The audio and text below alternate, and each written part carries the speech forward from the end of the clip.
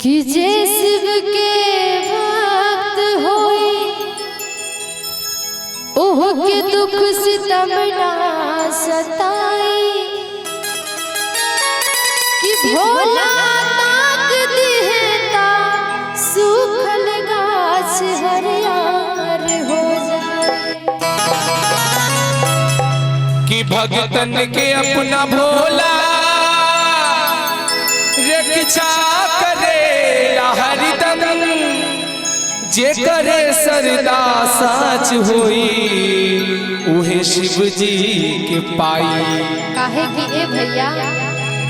ओम से व्योम बनल सत्य बनल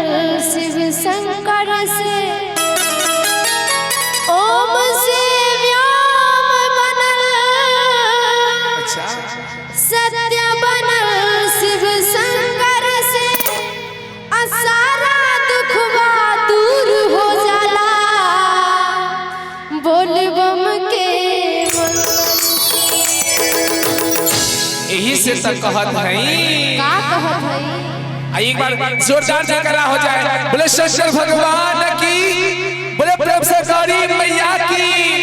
ताली के साथ हो जय नाथ भोले नाथ अनाथ कैसे होई नाथ भोले नाथ कैसे होई अनाथ कैसे होई अनाथ कैसे होई अनाथ कैसे होई अनाथ कैसे होई अनाथ कैसे होई भोला चाहल है भोला चाहल है भोला चाहल है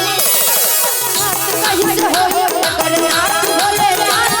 अनाथ कैसे होई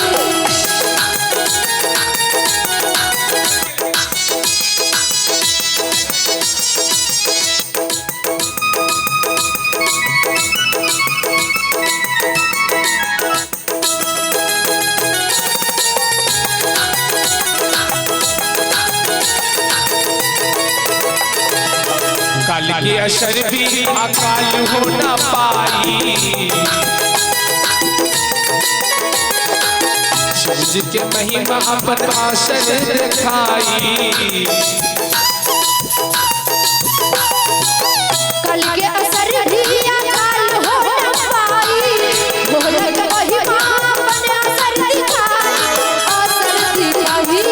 असर दिखाई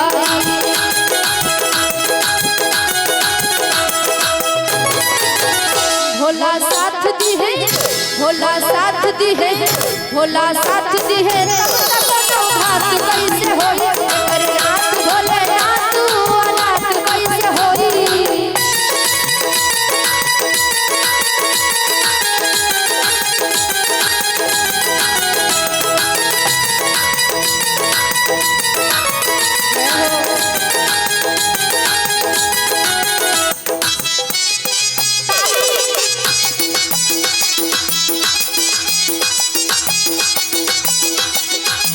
और सरधा के बात बा सरद करके होई शिव के भगत नाला चार हो के रोई बाबा सरधा के बात बा सरद करके होई शिव के भगत नाला चार हो के रोई सुख में ना रोई कबो दुख में ना रोई सुख में ना रोई कबो दुख में ना रोई बिना जिंदगी के बिना जिंदगी के बिना जिंदगी के खेले में वो बात कैसे होई अगर नाथ भोले नाथ अनाथ कैसे होई अनाथ कैसे होई अनाथ कैसे होई अनाथ कैसे होई अनाथ कैसे होई भोला साथ दी है भोला साथ दी है भोला साथ दी है तब तक कोनो घात कैसे होई साथ दी है तब तो कोनो काम कैसे होई जकर नाथ भोले नाथ अनाथ कैसे होई नाथ भोले नाथ अनाथ कैसे होई जकर नाथ भोले नाथ अनाथ कैसे होई नाथ भोले नाथ अनाथ कैसे होई जकर नाथ भोले नाथ अनाथ